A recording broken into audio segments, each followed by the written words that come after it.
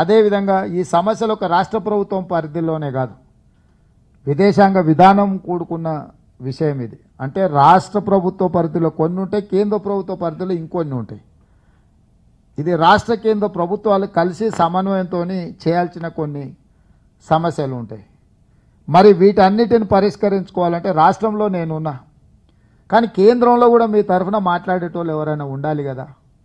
అవసరం అనుకుంటే పార్లమెంట్లో లేచి నించొని ఇది మా సమస్య, మా కోరుట్లలో లేకపోతే మా జగిత్యాలలో లేకపోతే మా నిజామాబాదులో మా ఆర్మూర్లోనో మా బోధన్లనో మా వేములవాడలనో ఎక్కడైనా ఒక సమస్య ఉందిగో ఈ కార్మికుడి పేరు ఇది, ఈ కార్మికుడికి సమస్య ఉంది, దేశంలో ఉంది అని విదేశాంగ మంత్రిని అవకాశం వస్తే మనమే మంత్రులు అవ్వడం, మనమే నిర్ణయాలు చేయడం, మనమే సంతకాలు పెట్టడం ఒక్క అవకాశం. ఆ అవకాశం రానప్పుడు కనీసం మీ తరఫున ప్రశ్నించే వ్యక్తులు అయితే పార్లమెంట్లో ఉండాలి కదా. ఇప్పటి వరకు మీరు చాలా మందిని పంపించారు, మీ తరఫున మాట్లాడిన వాళ్ళు ఉన్నారని నేను అనుకోవడం లేదు. పార్లమెంట్లో కొన్నిసార్లు ఓటమి కూడా మంచి భవిష్యత్తుకు ఒకసారి ఉపయోగపడుతుంది.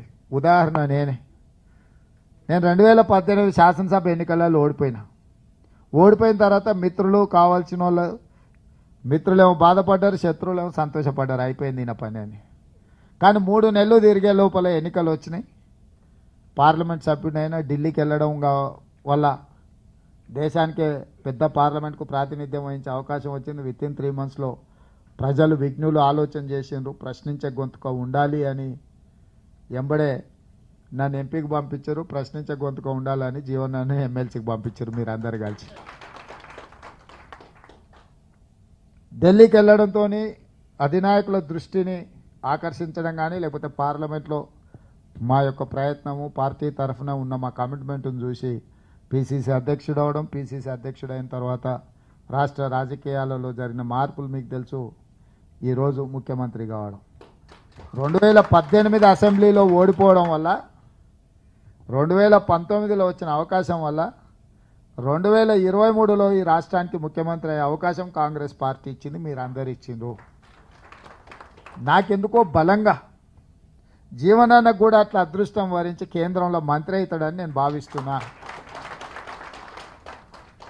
వారక్కడికి వెళ్ళి మాట్లాడాలన్నా, వారక్కడికి వెళ్ళి ఇంకేదైనా పెద్ద హోదాలో కూర్చోవాలన్నా, ఇంతకుముందు మిత్రుడు అన్నట్టుగా పార్టీలకు అతీతంగా దీంట్లో చాలామంది చాలా లైక్లు డిస్లైక్లు ఆర్ ఓరియంటేషన్ ఆర్ అఫిలియేషన్ సిద్ధాంతపరంగానో లేకపోతే వ్యక్తిగతంగా పరిచయాలు మనకు మిత్రులు ఉంటారు, కొన్నిసార్లు మన పార్టీతో సంబంధం ఉండదు, మన మిత్రుడు నిలబడ్డాడంటే ఇంకో వైపు ఉంటారు.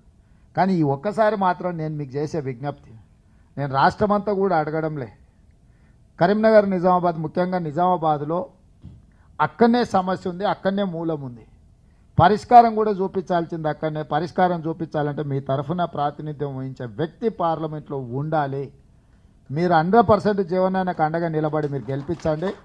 ఇప్పుడు మీకు చెప్పిన అన్ని పనుల్ని చేసి పెట్టే బాధ్యత నాది. నా గురించి మీకు ఎంతో అంత అయితే అవగాహన ఉంది, కాదు ఉంటే నేను ముందే కాదని చెప్పేస్తాను. నేను మళ్ళీ తిప్పుకొని మళ్ళీ ఆలోచన చేయండి. సాధ్యం అసాధ్యం అనేది దృష్టిలో పెట్టుకునే సాధ్యమయ్యేదే నేను మాట్లాడతా.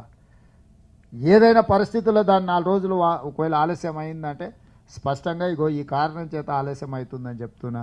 ఇప్పటి వరకు నేను ఇక్కడి వరకు రావడానికి నేను ఒక స్పష్టమైన నిర్ణయంతో ముందుకు వస్తున్నా కాబట్టి ప్రజలు కూడా అర్థం చేసుకొని అవకాశం కల్పించింది. ఇప్పుడు కూడా నేను మీకు అందరికీ ఇంత ఓపికగా ఇక్కడ ఉండి క్రమశిక్షణతోటి, చాలాసార్లు నేను ఇట్లాంటి సంఘాల మీటింగులకు పోవాలంటే కొంచెం హెజిటేట్ చేస్తాను.